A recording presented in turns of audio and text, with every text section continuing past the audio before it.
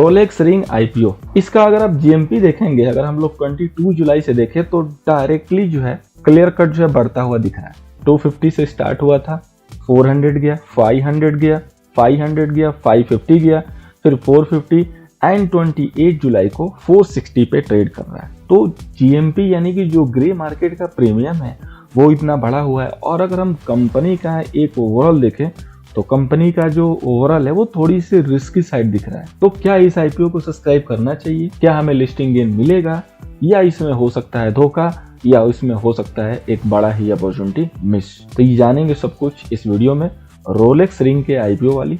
आइए शुरू करते हैं और जानने की कोशिश करते हैं वो सारी चीजें विस्तार से। आइए शुरू करते हैं।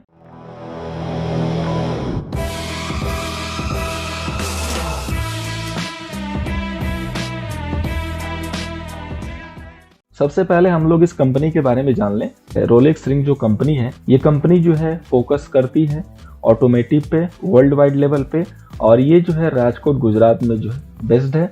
रोलेक्स रिंग क्या है? इसी में से एक लीडिंग मैन्युफैक्चरिंग कंपनी है जो कि फोर्ज एंड मशीन कंपोनेंट जो है इंडिया में प्रिपेयर करती है। ये जो है as development partner manufacturing high quality world class customize automotive component as well as huge base जो क्लाइंट हैं उनको जो है सप्लाई करती है अक्रॉस ग्लोबल।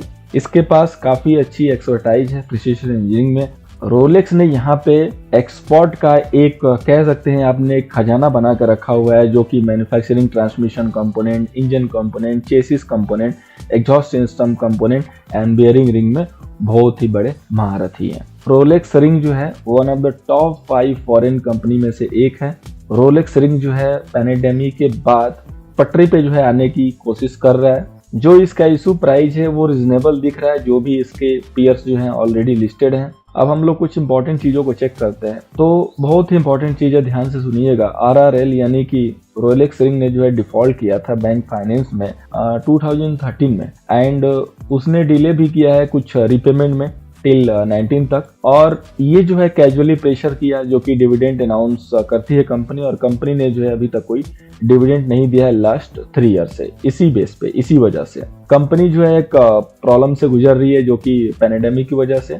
ये जो है उसको रिस्टोर करने की कोशिश कर रही है नॉर्मलिटी की तरह, एंड ट्राई कर रही है कि गेन किया जाए उस मोमेंट को। ये जो है बिल्कुल उस रास्ते पे आने की कोशिश कर रही है जहाँ पे चीजें नॉर्मल हो जाए, और ये बिल्कुल कह सकते हैं आप उस ट्रैक पे है जहां पर चीजें इनकी धीरे धीरे रिवाइवल मोड में आ रही हैं। अगर हम इनके लिस्टेड पीयर से यहाँ पे तुलना करें, जो कि Bharat forge, Ramakrishna forge and MM forging जो कि लिस्टेड है, तो उनसे ये काफी रीजनेबल प्राइस पे सस्ता है, ये आप कह सकते हैं। अगर हम लोग कंक्लूजन निकालें, इन्वेस्टमेंट स्ट्रेटजी निकालें, तो यहाँ पे आरआरएल जो है टॉप लाइन में जो है एक डिक्लाइन ट्रेंड में है। ये जो इसकी हायर अर्निंग है और डिफर्ड टैक्स है, ये दोनों एक कंफ्यूजन क्रिएट कर रहे हैं। यानी कि अर्निंग अच्छी खासी हो रही है, टैक्स में डिफर हो रहा है, रीजनेबल प्राइसिंग यहाँ पे दिख रहा है। आप यहाँ पे ये कह सकते हैं कि हम लोग इसको बेट कर सकते हैं शॉर्ट टू लॉन्ग टर्म के लिए। कंपनी जो है डेब्ट फ्री होने के कगार पे है, बिल्कुल कमिंग डे में जो है ये डेब्ट फ्री हो सकती है, और इसका जो फ्यूचर है वो एक ब्राइट दिख रहा है। जो पैंडेमिक की वजह से जो कुछ पेन हुआ है या जो भी कुछ डिफॉल्ट वगैरह की वजह से हुआ है, तो इसका जो फ्यूचर है वो ब्राइट हो सकता है। राइट नाउ बिल्कुल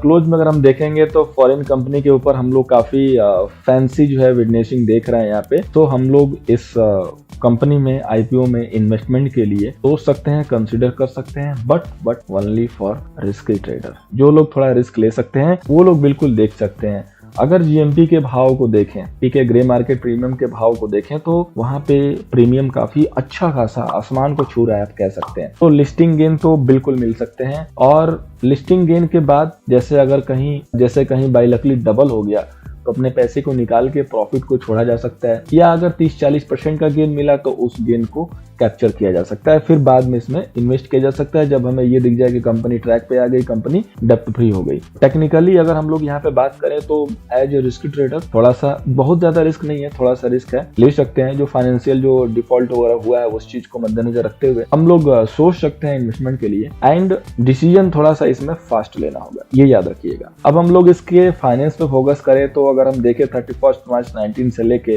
21 तक, तो इसका जो टोटल एसेट है वो डाउन हुआ है, ठीक है, 20 में भी डाउन हुआ है, उसके बाद 21 में भी थोड़ा सा ट्रैक पे आया हुआ है। ये जो 20 से लेके 21 का जो फासला आपको दिख रहा है वो इसलिए हुआ कि 20 में पैंडेमिक बिल्कुल चरम सीमा पे था, ठीक है, उसकी वजह से इसमें काफी डाउन हुआ और जैसे जैसे नॉर्मल के कगार पे आ रही है वैसे वैसे थोड़ा सा हमें यहाँ पे देखने को मिल रहा है कि बढ़ रहा है। अब अगर रेवेन्यू की बात करें तो रेवेन्यू भी यहाँ पे डाउन होता हुआ दिख रहा है। 19 से लेके 20 के बीच में बहुत डाउन हुआ है एंड 20 से लेके 21 के बीच में फिर से जो है यहाँ पे ग्रो हुआ है। प्रॉफिट आफ्टर टैक्सेस की बात करें तो प्रॉफिट इनका अच्छा खासा है। अगर 19 से 20 के बीच बात करें तो घटा हुआ है एंड फिर इन्होंने 20 से लेके 21 के बीच में अपना जो ट्रैक है वो मेंटेन करना शुरू कर दिया है। तो 500 समथिंग करोड़ से जो है 800 समथिंग करोड़ पे जो है ये बढ़ चुके हैं। अब अगर इनका ऑब्जेक्ट देखें, इनका मकसद क्या इशू करने का, तो ये जो फंडिंग कर रहे हैं long term working capital requirement के लिए और जनरल कॉर्पोरेट पर्पज के लिए। अब इसके आईपीओ डिटेल की बात करें तो 28 जुलाई यानी कि आज से ये स्टार्ट हो चुका है, जुलाई 30 तक ये चलेगा। बुक बिल्ड इशू जो है आईपीओ है ये, और इसकी जो फेस वैल्यू है वो 10 रुपये है पर शेयर एंड आईपीओ की जो प्राइस है वो 880 से लेके 900 रुपये है।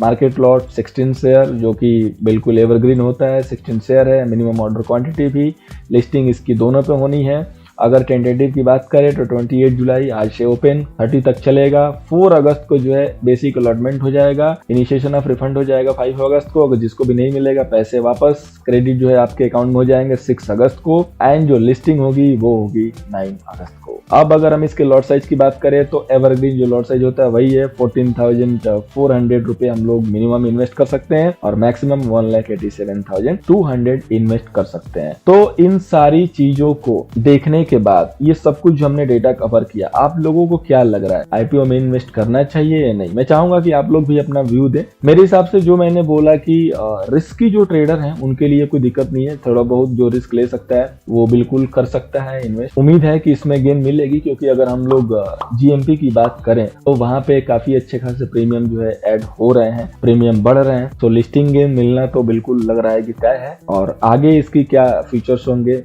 कैसी डिमांड होगी, टोटल डिमांड एंड सप्लाई पे डिपेंड करेगा। जानने के लिए चैनल के साथ कनेक्ट रहिएगा। Thank you so much for watching this video. IPO का व्यू पसंद आया हो तो चैनल को लाइक एंड शेयर करना बिल्कुल मत भूलिएगा। Thank you so much. मिलते हैं अगले वीडियो में एक नए टॉपिक के साथ। Thank you.